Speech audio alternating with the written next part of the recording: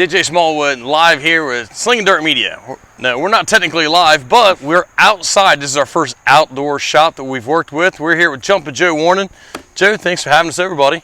It's good to be here. Glad to have me on the show. Absolutely. Man, you told me you were going to have a good episode for me, so let's have it. Alrighty. Man, you're in Legend Car, but you didn't start out in Legend Car, did you? Nope, I actually started out in go-karts. Started racing in 2002. 2002. How old were you then? I was 9. 9. And how old are you now? 30. 30. Okay. So you got some years going Yep. on. You did the go-kart track down here in Lawrenceburg. Yep, that's where I got my start. Did you guys race other places too, or mostly just there? We ran there quite a bit. We ran as I got older, and as we got more involved, we traveled to more tracks and traveled actually pretty far. We've raced down in the Carolinas, Mississippi, Missouri, Tennessee. Nice. Yeah, so we started to expand as the years went on. Right. Was there any of those traveling places that you really liked? That you just maybe your favorite or anything like that? There was a track in Tennessee called Dumpin Valley Raceway. Unfortunately, It's shut down, no longer exists, but they actually had the 2014 Unlimited All-Stars Grand Nationals there. And really? And that place was really fun to drive. The red clay, it was just really fast all the time. So is there a lot of similarities between a go-kart and a Legend Car? Well, for what I did, Unlimited All-Stars, because we had like 450 Hondas on there for motors, so the sense of speed in this and the go-kart was about the same, so I feel like that's why I adapted the Legend pretty well, because both of them drove like a fight in a phone booth. There's a lot of chassis adjustments and setups to go-karts that people don't realize. Yes, there is. I mean, you can adjust cross, camber, all that stuff, rear spacing. And obviously the most important thing about a go-kart was tire prep. Tire prep, yeah. I've heard when I dabbled with go-karts, we didn't have all the tire prep. We wasn't doing it. Maybe that was that explains a lot. But I've heard people that have done it competitively says, man, the tires is like a full-time job.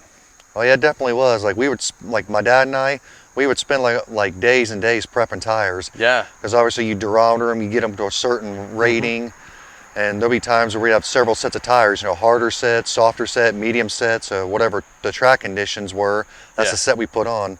Like there was times we had at least like 10 sets of tires in the trailer. Really? Oh yeah. Man, I mean, that's probably a lot, but that might to some be like, well, that's nothing. Yeah, because some guys would just roll out racks and racks of tires the bigger teams would. Yeah. Did you race anywhere else locally other than Lawrenceburg? There was a track in Mount Orab called Route 68 Raceway. We ran there. Yeah. I know where that place is at. There was a track in Middletown, Ohio. We ran there in my younger years. There was a few Indiana tracks, like out in Osgood, Ripley County Fairgrounds. Right. It seems like there was a place out Feesburg, had like an indoor place. I remember. It's been a few years ago. I don't know if they still run that or not, but I feel like they did like the riding lawnmower pools, like tractor pools. They did the riding lawnmower tractor pools. Did you go out to that place any? No. Or does it sound familiar? No. No. There was an indoor track in Felicity, Ohio. That's it. Felicity. Yeah. I went there once to watch, but we didn't do really any winter racing. Yeah. So. me and a couple boys one time, we had a cart. This was I think maybe right about the time I started driving a modified, and we get this cart and we took it with us, and we heard about that place, so we loaded it in the back of the pickup truck and went down there to race with them. And the guy came out and said, man, you can do what you want. He said, but this is a big race tonight. He said, obviously you didn't know. He said, man, these guys are here for big money. He says, my opinion is I would sit this one out if I were you and watch. And I'm like, I can do that. So we did. Those guys were way more serious than I was. Yeah, you can get pretty serious in karts, just like sprint cars, late models, modifieds, even these, they get pretty serious. Oh yeah, for sure. So how do you like the Legend Car? Oh, I love it. I was glad I stepped up into it. I'm finally glad I got to run the tracks like, Moeller, Florence, Atomic, all the tracks I grew up watching. It's great I actually get to race at them now. Yeah. Do you have a favorite one of those? Really like Florence, Moeller, Lake Cumberland. I actually like them all. I like racing Brush Creek, just like Atomic. races. Yep, there's actually not a single track I really dislike. So. So you did some other stuff in between the go-karts and the Legend. Tell me about that. Yeah, I did some extracurricular activities. I did some flagging jobs at several tracks. Did media work for the DRC with Jody Shannon. Yeah. and just did some work at Florence, just being a track official. And, right. Yeah. I remember doing lineup and doing the gate and everything over at Florence. Yep, did that. It was fun doing that, but none beats being on the track racing though. Yeah. Racing better than flagging? Oh yeah. That's probably a pretty silly question, ain't it? Oh yeah. Yeah. You look like you always had fun when you were flagging out at Moeller. Yeah, I always got into it. Always, like, as Jody Shane would call it, roof diving. Go as low as I can. And then some of the fans come up to me. He's like, you scare me being a little. We're afraid you're gonna fall out. Right. Yeah, I could see that, man. Some of those flagmen really get out there. Yeah, but you got to get into it. So obviously, I liked what I was doing. So I actually did it with style, made it look like I enjoyed my job. Absolutely, you definitely enjoyed it for sure. And then Brad McCown came up, and Jody came up with the idea with the white pants. A lot of people like that idea. Man, yeah. I mean, I feel like every flagman has got to have white pants and a black and white striped shirt. For some reason, that's how I see a flagman. I mean, I get there's some nice crew shirts and staff shirts and stuff that have changed and look a little better, but I just feel like, man, the flagman's got to have the white pants on. Oh yeah, I agree. Makes them stand out. Yeah, it's like, man, that's your job. That's your uniform. That's part of it, you know? Have you done anything, have you raced anything else, or just the Legends and the karts? Just the Legends and go-karts. Okay. If you had a chance, is there anything else particular you would like to drive? Well, obviously, a lot more expensive. Maybe try a modified or a crate late model someday. Yeah. If the funds would allow. Yeah, for sure. Okay. But obviously, y'all see my space out here. I don't think I can get anything else bigger up here. So. Hey, you know what? You got a dream. You got to start somewhere, and you never know if somebody said, "Man, this guy can drive." Maybe he just comes and drives my stuff. You never know where that's going to start at. Yeah, if that was the plan, maybe get into this, maybe be the gateway of something. Maybe if I impress the right guy or something, they can put me in their car someday. Yeah. That's the plan with this. So. There you go. So tell me about this piece. Well, this is my second Legend car I owned. This is your second one, okay. Yep, sold the first one. I bought the FZ09 car. Okay, and so this is the FZ09 engine package. And so far, I've loved this car. This car's been really good to me. Yeah. Drives really well. Still tweaking it a little bit, trying to get it perfect, but we're almost there. So I've seen you run in the top 5 a few times at this piece. Yep. So far, my Legend car career has been second 5 times. So. Jeez. As they say, the second's the hardest position to improve, so and most of those came to Tyler Scott because he's tough to beat. Man, that kid, he knows what he's doing with these things. Yep. I mean, for sure. Duderstadt does too. He does too, but man, Tyler just picks off the wins. Yep. So it's nothing to be ashamed of being second to him. Yeah. If you're second to him, you're doing something right. Yep. And look at it this way: if that guy wasn't there, that's a win. Yeah. Then there was one race at Brush Creek where Lily lost by that much. Really? Me and Zach Schuler had a hell of a battle. And last lap, I had my move, but just came a little bit short of the flag stand. That short? Yep. I didn't hear anything on the receiver. Parked on the front stretch. All of a sudden, he won. I'm like, oh man. Yeah. That man, Brush Creek seems like it would be a fast shot. I mean, it is fast. I watched the late models there this year, and man, that place is bad fast. It'd have to be wicked fast in these things. Oh yeah, it's really fast, really racy, and multiple grooves. I always enjoyed running there. Yeah. I never got to race there on the new track. The big D shape, the big tri-oval. Oh yeah. Was the last time I raced there. That's been a while. Yeah, I actually saw a video on that. That place looked really fast. It looked crazy. Man, it was wicked fast. I mean, a lot of guys had a hard time keeping motors together. I don't know if that's why they changed the place or what, but I don't know, man. My low motor worked fine there, but maybe it's just geared right, you know. Right. Yeah, I liked it. It was fun. It was fun. Fun's a unique place like that. It's one of those tracks where you never got straight. You were just constantly like making a big circle and always counter steering. You know, it was. Place was pretty wild. Yeah, that's what I heard about it too. So. Yeah, I had some good runs there, but no W's for me there. Those guys are just way better and got way more money than I had. Yep. Another track for these that was really fast was Atomic. That place was like Talladega for us. Yeah, I bet. How do you do out there? We did all right there. I've only ran there a few times. Okay. Almost lost a car there one time, but luckily we were able to fix it. So. How'd you do that? Well, I started in the back of the heat. This is my first season and qualified really well. Green flag for our heat dropped. First corner, we all make it through unscathed. All of a sudden, turn 3, I see John Gutman rolling. Then I see him flipping high. I'm like, oh, let's stay low. All of a sudden, a few more cars got collected, and a few more cars just spun in front of me, and bam, T-boned them. That was the big one. I think I remember hearing about this one. Yep. What kind of speed do you think these things go out there? Probably about, I'd say atomic, don't take my word for it, about over 80 at atomic. Over 80. Yep. Over 80 in these little things, man. That's got to feel like you're doing 100 or 120. Yep. And like I said, really enjoy running Florence. Yeah. Florence is a fun track. It's I mean a little bit, every track's a little bit unique, but I mean definitely Florence has its own characteristics. Yeah, it's probably the toughest track I've driven. Really? Yep, just because it's kind of got to be finesse there. It's all about momentum. Yeah. Yes. Definitely, I could definitely see that. Finesse and momentum both, especially with something and like how it this. is. It's uphill in the front stretch and downhill in the back stretch. Yeah, ain't that wild? Yeah, it feels like you're shooting down, going into 3, going up into 1. Have you been to 411? No, I've been there to watch, but I would like to take this there to go drive. That place, I never realized that. To me, it seems like it is like big time. One end, what is it? That'd be 3 and 4. Seems like it's way. I mean, it's bad. I never realized it was that bad. Yeah, it's pretty crazy when you look at it in person. Yeah, definitely a little high banked action track. It is. Yep, I'd love to run there if they ever had legends there. Oh yeah. I don't know anybody there, but I mean, hey, somebody's watching and wants to put the word out, you know. Yep. We could probably get a few legend cars down there. Yep, yeah. Jacob Bowens, who runs with us occasionally, he's from down there. Yeah, I told him time to time, maybe with your connections with Tennessee, we could try to get a race down there. Right. Whether it's there, Bulls Gap, I-75 Raceway, all the Tennessee tracks look fun. Yeah. I'm actually, I've got, I think it's September. I get to go down to the I-75. Never been there. Yeah, me either. Looking forward to checking that place out. You should go down and check out the World of Outlaw late model race down there. Yeah, maybe check it out there sometime. Or you can watch it on Dirt Vision, either way. So what you got coming up this coming weekend, which people watching now, so it'd actually be next weekend. Tell me about your next couple of weeks coming up.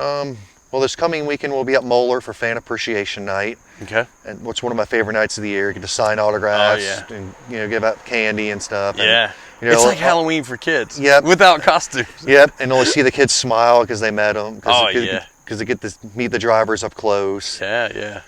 And then when you see them again in the stands, they say hi, wave to you, or fist bump you, and that's what it's all about. Helping the kids. Oh man, it's give them a picture. Yeah. The kids love it. You got to do it for the kids, and I mean, heck, even racing, man, it's all about the fans, And oh, for sure. Putting smiles on faces, one lap at a time, right? Yep. It's like what they say. You give a little kid a fist bump, they'll remember that forever. Forever. Autograph, fist bump, they remember that stuff forever. Yep. There's times where kids walk by my trailer and I always give them a photo and sign it for them. And, for sure. And if they want to, I'll let them sit in the car. Yeah, that's pretty cool. That makes memories too. Yep. And if they want to, I'll fire it up for them. That really makes their faces light up. Very, very easy with that. You don't want to knock it in gear or something. Yep. Gotcha. And then I joke around with the parents and say, well, they just hopped in a race car. They'll be broke for the rest of their life. Broke for the rest of their lives, yep. You won't have time for anything else. So what else is going on? Where are you at in points? Right now, I sit third in Tri-State Legend points. Okay. And I still think we have a shot to win the championships. Had to miss a few races, but I plan on running the rest of the schedule. Right. I think we got 4 or 5 more races left. We got Saturday, the 19th, we'll be at Shelby County Fairgrounds in Shelbyville, Indiana. Yeah. Co-sanctioning with the Outlaw Legends. Okay. Then after that, we'll be at Route 35 Raceway. Route 35, where's that at? It's kind of north of Atomic, near Frankfort, Ohio. Yeah, 35, is that 35 Raceway? Yeah, 35 Raceway. Okay. It's a flat quarter mile, pretty fun track to drive. Okay. Now, do they race other classes? Yeah, they run modifieds, mod lights, compacts. Okay, what about the Shelbyville?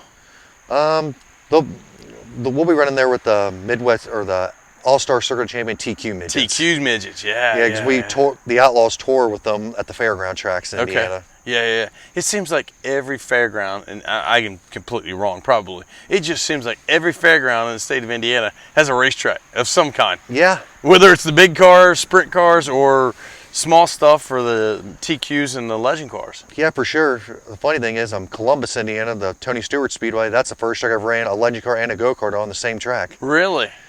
Huh. I've been out there, but I haven't seen the track or seen the fairgrounds. I may have to make a trip out and check that out. Yeah, it's a pretty nice track. It's a quarter mile and pretty cool track to get around. Right. So is that basically what your schedule looks like this year?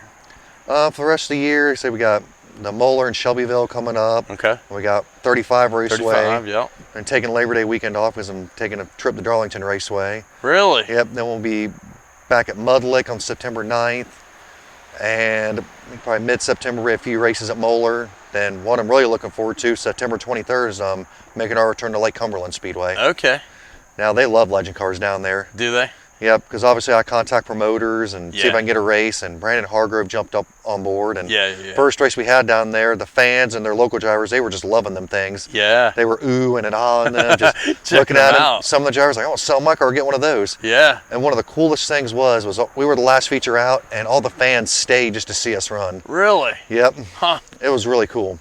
I got to race there one time, the modified. It wasn't a great successful night, but it was fun. And I've met Brandon. Brandon's a great guy. I could definitely see maybe if I get an off weekend, making a trip down and checking that night out. For sure. We'll be there September 23rd. It'll be a fun race. Okay. I'll have to check my schedule, see what I got going on. Last time I raced Cumberland was October, and I was wheeling around there with a flat tire. Really? Yeah. And I didn't know it was flat tire. I'm like, man, what the hell's wrong with this thing? This thing's handling like crap. All of a sudden, everybody's like, you got a flat tire. I'm like, oh. And Harris Foster said he was right behind me, and he said he wasn't about to get near me or go side by side because the car was like this on the straightaways. Really? Which tire was it that was flat? Left rear. Left rear. Okay. Yeah, I would say if it was a right front or a right rear, you'd probably had to pull off on that. Oh yeah, for sure. Yeah. I'm surprised they didn't black flag me, honestly. You know, if a guy's got a left side flat and he's still making racing moves, I'm probably going to let that one go too. Maybe not in the late models, but especially the other stuff. If the guy's still making racing moves, because I mean it's gonna really change a guy's night in the other classes, because they don't always get courtesy laps to change the tire and things like that. And you obviously don't have a crew or anybody going to change the tire for you, so you're either going to ride it out or not. It's mostly me and my girlfriend Morgan. She helps out time to time. Okay. Obviously, she works in healthcare. She's a nurse, so right. Obviously, they work weekends, so she tries to come when she can. Yeah. And changing tires is way different than what she's doing. Yeah, and she helps me wash the cars on Sundays. Okay. Really big thanks to her and her help. So. Nice. You guys enjoy it together and travel and stuff together. Yeah. When schedule permits. Yeah, and obviously, sometimes it can be tough dating a racer because it spends a lot of time on this. Luckily, she's cool with it and understanding, so I'm really thankful for that. For sure. Yeah. Conflicting schedules changes a lot of things. Yep. So what's your off season gonna look like? We gonna keep the same piece? We rebuilding? What's going on in the off season? Probably do the replace the typical parts. Yeah. Haven't really decided yet. Had the motor rebuilt after last season, so probably get another season on that. Yes, that's one thing that I've learned about these is, and you really don't quite do the engine maintenance on these things like you do the big cars. Yep. Yeah, they're pretty maintenance friendly. I like that. Yeah, mostly I do is keep the oil changed, keep the air filter clean, and change the plugs every so many races. Now, this is a motorcycle engine, right? Yep. So, I mean, it's kind of built for taking some abuse. Yep. Yeah, because people in them crotch tires go, rah, rah, so they're... So, being on the racetrack's no different for them. Not a whole lot of difference. Yep. Okay. So, do they give you anything? Where do you get your engine from? U.S. Legends down in Charlotte. That's where they build them. There's Okay. one engine builder, one chassis maker, which is nice. Okay. So everything's coming out of the same shops. Yep. Now, I'm guessing they give you some kind of maintenance program. And they tell you do they keep track of laps or anything like that? A little bit. They tell you how many races change the oil in. Okay. And change the plugs maybe every 3 to 4 races. Okay. We had a completely different. We just had a generator. It worked. Thing would not run. It would start up and immediately die. Change spark plug and put a little fuel additive in it, and thing ran great. Yep. Another thing is every so often you have to send the ECU and throttle body for a reflash. You do that every so often because Sometimes these things can be finicky idling. Oh, really? Yeah, sometimes they don't like to idle. Don't like the idle. So do they have? They don't have a carburetor, or they don't have Nope, it's fuel injected. fuel injected? Okay, okay. And that's what you get cleaned up and readjusted. Yep, just take the throttle body ECU in, and Okay. what's kind of nice now with the carburetor because you don't have to choke it for a cold start. Right, right. I've seen people and they have the 1250 motors. They get in it, they're all buckled in. They try to start and won't start it. So unless they have someone to choke for them, they got to get out, choke it, and get back in. And, So what is this equivalent to? Is this equivalent to the 1250 motor? What? has it has a little more torque, Okay. and that's what they say for these. Right. And it's actually a 3-cylinder instead of the 4-cylinder. That's where the 1250 is. So the 1250 is a 4-cylinder. Yep, this is a 3-cylinder. And it's water cooled, and the 1250 is air cooled. Okay, okay. And that's different. Yeah, one of the benefits to the FZ is when the 1250 is air cooled, they get really, really hot and they slow down. Okay. These run about 180 and they maintain temperature. Really? So you got a little radiator and everything in there? Yep.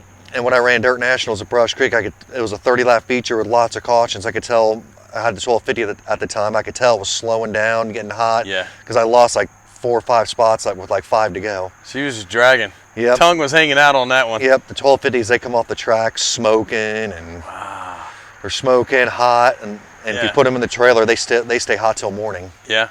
Ooh, wow, I bet. Yeah, because they get like 400 degrees. Yeah. Now, what kind of transmission rear end we got in these things? It's an old Toyota rear end. Okay. And obviously, transmissions, it's a 6-speed, but mainly I run in just 3rd gear. Okay. So you kind of go through the gears just like changing the gears on a motorcycle? Yep, except I have the shifter knob. You have shifter knob? Instead of the kick shift like the motorcycles are. Yeah, you don't have the toe heel shifter, you've got a knob. Yep, it's got a knob in it. And like I said, I take off in 2nd gear, then about turn 1, I'm shifting in 3rd gear. Right, right. I've got a cousin. He's got some kids, and they're pretty heavy in their quad racing. They race quads, and I think they're all like leading points in like national. I don't know the series, whatever. Forgive me for that, but they're leading the points, and I'm trying to say, hey man, if you ever want to make that transition for one of those kids, I think this is the route to go. He's like, yeah. He said, I don't know. He said, I think we just go straight to a modified. And I'm like, man, I'm telling you, you might want to put him on 4 wheels like this first and get that eye, hand, foot. You know, it's gonna be way different modified and racing a quad. Oh, for sure. And I would have to think what he's got in his quads is probably more than what some people have in their whole car. Oh, wouldn't surprise me. I think he told me one quad, he's got like 25 grand in one quad. I'm like, man, that's crazy. Yeah, you can spend a lot of money in these things. So. Yes. I know I've seen these things, they range anywhere from 5 grand to 25 grand, pretty much. Yeah, it just depends what you want. So. Yeah. Just like any other class, you got to spend money to go faster. You got to spend money to go faster. I hear you. So what's next for upgrading this bad boy? Haven't really thought about for upgrades yet. Yeah. Mainly probably just the winter, just to change the usual stuff, like ball joints, heim joints. Keep what you got and maintain that, and then when you're ready, then look at that. Maybe put a new front clip on them, because supposedly you're supposed to put a new front clip on it every season. That's what a lot of guys do. Really? Just because the front clips take a lot of abuse. Okay. Now, do these things flex a lot? Yep. Like your bigger cars do? Yep, they can flex, and the front clips can actually wear out over time, and so the clips wear out, they'll just cut them off and put new ones on. Yeah. Interesting. And those have to be done at Charlotte, I take it? No, people around here can do them. Cliff Bird can do them. Okay. Duderstadt can do them. Yeah. And that's all perfectly legal? Yep. Okay. Yeah. I know Duderstadt had a car that he'd done a lot of work to it, and I was like, okay. Yep. That guy knows his stuff. Yeah, he said he's clipped his car Frankenstein numerous times. Yeah. I think he's cut it in half a couple times, put it back together. Yep. He said that thing, but it's always fast. Yep. And sometimes you can bend the front clips not even hitting anything. Really? From like bumpy tracks, just all rough. Rough tracks. Or just wear and tear. Yeah. So what do you like more? Do you like a nice heavy track to get some bite, or you really like that black slick finesse track? What's your style? I kind of like both. I kind of like it when it's slick and smooth. Okay. Mainly like it when there's 2 grooves. Mainly if the track's just smooth. Yeah. It's got to be a lot easier, especially on these little things. It's You don't want something with ruts in it and Yep. beating your head out. Yep, for sure. Because Rattling your teeth out. rough tracks aren't good for these things, and Right. stuff can break, fall off, and Right. So outside the car, tell me a little bit about Joe outside the car. What's Joe into, like on a regular weeknight? If you're not out here working on a race car, what are you into?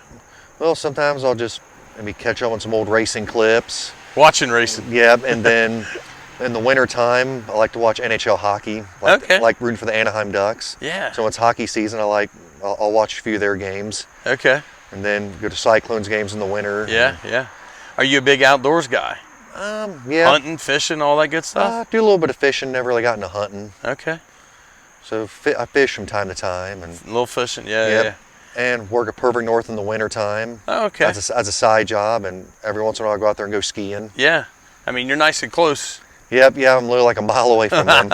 That's nice. Yeah, I bet if we turn this camera around, you could see him right now. Probably could. What kind of music? What's Joe listen to driving to the track, to and from, or going to and from work? Usually like 80s hair metal. Okay. Bands like Motley Crue, Quiet Riot, Van Halen. Yeah, some big AC/DC, hair stuff. Metallica. Yeah, attaboy. That's definitely. I got some of that stuff on my playlist as well. Yep, I listen to a lot of that when I'm out here working on it, cleaning it, working. For sure. Where do you work at? I work at Cincinnati Incorporated over in Harrison, Ohio. Okay. And they actually sponsor Hendrick Motorsports, and we actually built one of our lasers, and they bought one of them off of us. Really? Yep. Nice. And they sponsored Kyle Larson for a couple of races and Alex Bowman in the past. Very good. And what's really nice, if I buy tickets for a NASCAR race, I tell them, hey, I bought tickets, and they'll give me free hot passes. Really? Yep. And there was one race where I got to sit on Willie Byron's pit box. So what is the hot pass? What's that get you? Infield access, pit road access, garage access. Really? So you get to see them up close working on the cars. Yeah. Sometimes you'll see a driver walk by. So if I ever buy me some tickets, I can say, hey, Joe, I need a hot pass. Can you hook a fella up? Might be able to. Or maybe we just need to go to the race together. How about that? Yeah, there you go. How many NASCAR races you been to? I've been to several. Been to quite a few tracks. Been to Darlington, Bristol, Martinsville, Michigan, Indianapolis. Okay. Yeah, I went to Indy. Wasn't impressed. Yeah, Kentucky. Who can forget about that? Yeah. Been there a couple times. Wasn't a really big Kentucky fan. Yeah. And I've always wanted to see the grassroots tracks like Southeast. Yeah. And I'd like to go to Darlington. I think Darlington's awesome. I think that'd be a pretty cool experience. Yep.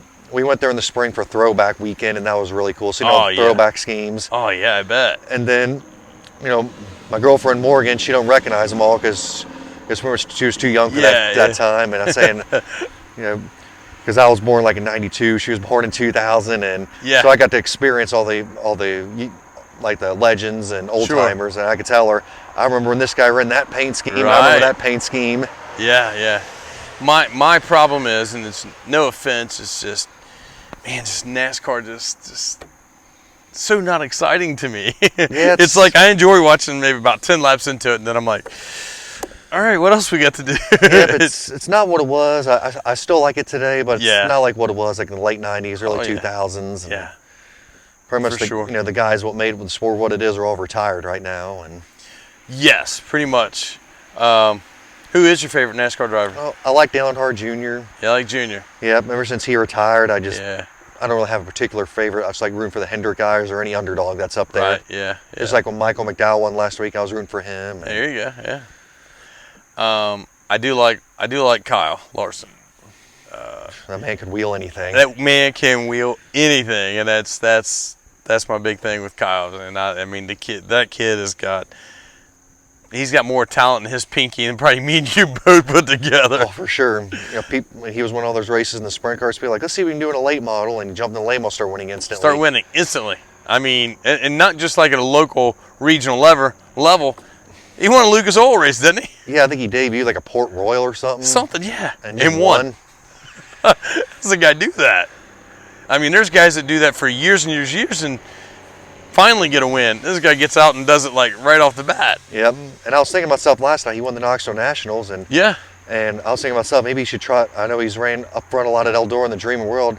He might have the potential to be the only driver to win the Knoxville Nationals and World 100. And the World 100. Yeah, I don't know that that's ever happened. I don't think so. I don't think it's happened. I remember when Jack Hewitt won all 4 features of the 4 Crown. 4 Crown. I mean, that's like how does a guy do that? I mean, not just one class, but I mean, you got completely different classes. The modified, late model, non-wing sprint, and wing sprint. I mean, it's like you got 4 completely different cars, and this guy just goes out and wins all of them. Yeah, it's pretty impressive, and that's what's cool about the foreground. You see all variety of classes. Yeah. Now, they don't have the late models anymore for the foreground, do they? I don't know. They'd have the All-Star Sprints, Yeah. USAC, midgets, and the Silver Crown. Yeah. Which still, it's good racing. It's pretty cool seeing all 4. That's always been on my bucket list to go up to that. See especially the midgets on that big of a track for them. Oh yeah, those things just wind them out up there. And seeing them run the wall, and it's like, damn. Yeah. What about football, baseball? You into any of that? Like, I like watching the Reds. Not so much football.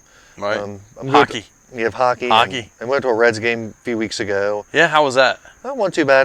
Don't like so much watching on TV, but I like going to the games. Yeah. And, Being there, the experience there is way different than oh yeah, for sure. at home. I'm probably like dozing off, but being there, it's a different atmosphere. Yeah, I always making a joke. I like baseball better back in like when it was like 1930s and 40s, back when they would trash talk and fight more. Yeah. This is a little more of a sport then, huh? Yep, I always made that joke. Yeah. I don't know if that's. I don't know. I can see it. Yeah, it was a different kind of game back then. Yep, and people wore like suit and ties at the game. And Yeah, it was. I wonder if that's where they got the businessman special, the name from. You know, like the day games, they call them the businessman special. I wonder if that's where that came from. I'm not sure, but you're probably right on that. Maybe. Sounds right. We'll go with it. Yep, I always wish they would do a few NHL games during the day, so I'm at work, I can just listen to it on my speaker. Listen to it, yeah, for sure. Huh. All right, what's Joe's favorite food? What do you eat? Favorite food? Yeah. Yeah, I like steak, like Skyline chili. Skyline, yep. Wait, see, Skyline again. I've got to talk to. I got to get a hold of somebody that can hook brother up with some Skyline. It's come up several times, and we seem to be big fans of the Skyline on the show here. Yep, that like pizza. And, Yeah. Big LaRosa's guy. yeah, well, LaRosa's ain't too bad. Like going to Pizza Hut, like their pizza. Yeah. And, I just like pizza. I really like all pizza. yeah, same here. I really have. It's been a long time since I've had bad pizza. Yep, Even always- frozen pizza. On the way home from the races, I try to find a Taco Bell because that sits well after a long night of racing. Yeah. Taco Bell, Waffle House. Waffle House. Love a good Waffle House late at night. We don't get. I don't get a lot of those. I get after the races. It's hard finding stuff that's open out on the road and stuff. And we seem to hit like a lot of the Casey's General Store. Their pizza, they have great pizza. Their pizza's really good. Like when I went to the Illinois tracks to watch, Yeah. there was like a Casey's every few miles. Every few miles, yeah, they're everywhere. It's kind of like our speedways. It seems like. Yep. Yeah. Did you have any of the? Remember when Speedway before they changed to before they were bought out? They used to have the egg rolls on the roller grills. I used to love those things, man. I would buy them like 3 or 4 of them at a time. I used to love them. Yeah, I remember seeing those, but never got one. They were for a gas station egg roll. They were on point. Yeah, speaking of gas stations, sometimes if I can't find a place that's open, sometimes I have to go to a gas station, eat some gas station food just to get something in my stomach. Right. Yeah. I guess a lot of times, I mean, you don't always get time to get track food. Yep. We're pretty lucky. Florence and Moeller both have pretty good track food. Yep. Moeller has the good Papa John's pizza. Yeah. Florence has the good cheeseburgers, and the Cheeseburgers, cheese curds are really good. I tell you, I love their chicken tenders. Both tracks, I love their chicken tenders, and both tracks have nachos. I mean, the mess of nachos is amazing at both places. Yep, and Florence has good chili cheese fries. Yeah. Joe, you're gonna make me hungry, man. I'm gonna have to stop and get something to eat on my way home here. Of course, when I'm racing, I like having too much food in my stomach when I race. So usually I'll eat something during the day, then usually just snack on light foods right. when I'm racing. And then after the races end, I get really hungry. That's when I eat the big stuff. Yeah, for sure. I can see that, man. Yep. Sounds like you got a good little regimen there. Yep. Obviously, you got to stay hydrated when you race. So. Definitely. Lots of fluids, especially when it gets hot in the car, hot in the suit. Yep, especially when you're buckled in it for a while. In the grid, and you get out there. First thing I do when I get out is get a drink of water. Right. Well, I know you don't have a lot, but you got a few sponsors. Tell us about your sponsors here. Automotive Service Products. He was a good friend of my dad's. Okay. And he's one of my big sponsors. He's done a lot for me. Nice. and United Services Mechanical Group. That's actually Bill Wagner's company. Him and his son run crates. Oh, okay, yeah. Yeah, I've known Bill since I was a little kid. And Yeah, Bill he used to run modifieds. I used to race against him in the modifieds. Yep, then he switched to crates. Kind of the same thing I did. I raced go-karts so long, it was just time to try something new. Yeah. And mobile welding, and that's Bill Blair Sr.'s. Bill Blair Sr., and yeah. son Bill Jr. ran a late model Florence for many years. And Yep. Me and Billy started racing the same year, 2000. Really? Yep. I always had a mobile welding sticker on every one of my hot rods. Yep, and then Bill Sr.'s brother Kevin Blair, we have Uncle Kev. Yep, we talk a lot of racing. And yeah. Then we have J&L Machine, LLC. Yep. A company, machine shop owned by J.C. Christian. Okay. And he just sponsored me this year and messaged me out of the blue and said he wants to sponsor me. He's like, all right. Yeah, that's always good. Yep. When sponsors come to you instead of you having to look for them, that's a good thing. Yep. And my grandmother Patricia, she was good to me all the years, and yeah, she bought a lot of stuff for us, whether it's like tires, engines, and she bought the trailer I have. So nice. Big help. Yep. She did a lot for us. Nice. And special thanks, to Cliff Bird. He really helped me out a lot in this legend car. Right. Between setups and just working on them, and yeah. Remember the first time I ever rebuilt this after a front clip. He pretty much made me do it, and because long story short, when my dad was around, I kind of goofed off. Took advantage of him. Didn't do a lot of learning myself. And after he passed away in 2017. It was up to me to start learning this, so yep. I pretty much learned a lot in the last 5 years. I did the first many years of my racing career because I had to man up and do it myself. Yeah, if you want to keep racing. Yep. And then the second time I clipped it, I was able to put it together, pretty much by myself with very little help, and had Steve Duders to help me put in the motor. So yeah. And he's been a big help. Yeah. Both great guys, man. Yep. I know both of them personally well. Been to both their places. Yeah. Yep. And thank Morgan, my girlfriend. Yep. And thank Dylan Chase, my brother-in-law, and Sean Tucker. He's helped me out from time to time. Right. A little bit here and there. Every little bit helps. Yep. For sure. Yeah, because like I said, little things. Sometimes some things are a two-person job, and yeah. Sometimes I just need help lifting something. You just never know what you're gonna need help with. Hey, can you give me a hand? Yep. And like I said, my dad was a big influence to me over the years, and that's pretty much how I got my start. And, and the rest is Dad history. got you into it, and here you are. Yep. Don't know what I think he don't know what he would think of me getting into a legend car, but I gotta think he'd probably be pretty proud of you. Yep. I always thought to myself, if he was around and we got this, he probably would have bought a cheap car for himself. We probably would have figured out how to store a second car here somewhere. And, you guys might actually end up with a garage somewhere, maybe. Yep. He probably would have got a second car for himself just to go have fun. Yeah. But he drove a little bit here and there, but he was always focused on trying to get me to the front. So that was his main goal. Yeah. Every once in a while, he would step in and have fun himself. Yeah. There's anytime I see the pictures and I see the father and sons on the track side by side, I'm like, man, I'm just so. Yep. Those are great feelings and great pictures, Yep. I'm sure you've seen the pictures I post of me and him, and yeah, absolutely. I'll make sure I get some of those in here in the video too.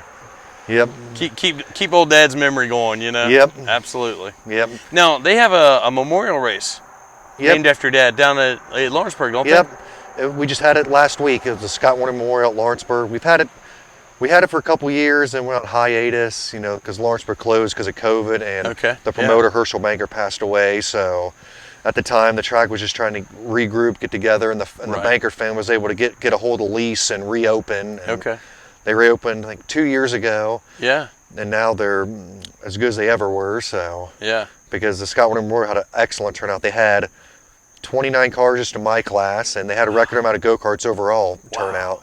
That's awesome. It was a big event. That's awesome. Well, speaking of leases, what do you think's going to happen to the big track? I know we got a track promoter retiring. Dave Rudisell and Kim, they've been there a long time.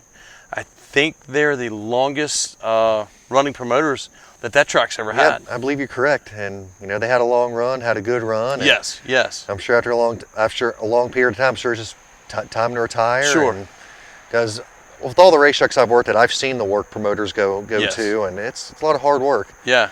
Between track prep, ordering food, getting staff, track sponsors, right. and because actually worked for Dave Rudisell, Lawrence Sweet for a couple seasons. Obviously worked for Josh for a couple seasons. Larry. And Larry. Yeah. Actually, Larry wasn't there. I don't think I worked at Mueller when Larry was there. I had yeah. it when I worked for Kim Mueller, Brad McCown, Rob Starrett, Blake Naylor. I actually worked there for when it changed hands a couple times. Yeah, you were flagging when I started there. Yep. Yeah. And then I was a substitute flagman for Brush Creek a couple times. Right. And flagged once at Atomic for the King of Compacts. So any rumors? Who you think's going to be the new promoter at the Berg? I'm not sure. Any guesses? I've heard a couple things. Don't want to mention any names. Yeah, but, okay. We'll talk about those off camera. Yep. Well, whoever gets it, hopefully they keep the track running good, and and just hopefully they keep it up. Sure, for sure. Because obviously what people don't understand is the city owns it and it goes up and it's leased. Yeah. And whoever has my understanding, whoever has the highest bidder is the one that gets the lease. Really? That's to my understanding. I think I'm about 80% sure on that. Yeah. It goes up for bid, and whoever wants the highest bid on the lease. Wow. Huh. That's interesting. I don't know that I've ever heard it that way. I mean, it very well could be. I don't know.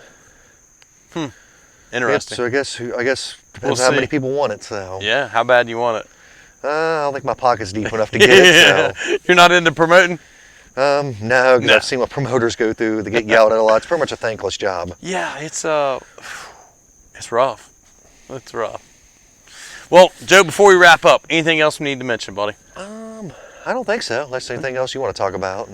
Man, I think we're good. I think we've kind of touched and go on a little bit of everything, I think. Yep, it's pretty much. I feel good about it. You? Yep, it's pretty much how I got started in racing. And like I say, those that don't know, I'd say I work outside, so I'm very weather dependent. And a couple things, and we will mention this, like the pit walks. Joe used to always do the pit walk, so you knew who was at the track. Joe would do the pit walk. Oh yeah, for sure. Yeah. Obviously, I tried my best to know every driver, and ever since I stepped into the legend cars, I've been more focused on that. Yeah, for sure. I still do it from time to time, and pretty much how I got involved with Jody is I think it was back in 2014 at Florence, and I think it was Nick Delaney and Matt Morrell were doing their own commentary on the races. Right. And I asked Jody once, hey, can I call one of these races? And ever since then, I got a hold of the mic, and the rest was history. There you go. And I started doing my own little pit walks, my own personal page, and Jody gave me access to the DRC. And nice. Fun stuff, huh? Yep, had some good interviews over the years. And yeah.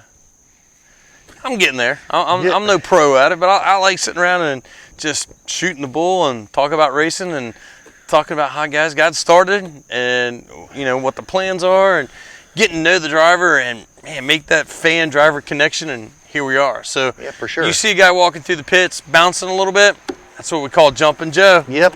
I think that's what Mike Goins came up with. Yeah, he's a great guy. I like Mike. I like him a lot. Great guy to work with too. Oh yeah. He's pretty cool to work with. Good announcer. Yeah, great at it. Yeah, that's who gave me Jumpin' Joe. Jumpin' Joe. There you go. All right, Joe, we're going to wrap things up, buddy. All right, it was good. It was good to be on the show, and thanks for having me. Absolutely. So I hope you guys liked it. I know I've had fun sitting here getting to talk to Joe a little bit more and getting to know him outside the race car. Hope you guys liked it as well. Make sure you like, subscribe, YouTube channel, and we'll see you at the track next week. And also, I'm giving my racing page a like on Facebook, Warning Motorsports, so you see all my racing content and schedules and where I'll be for each coming week. Absolutely. Sounds good. Make sure you get all that, and we'll see you at the track next week. Thanks.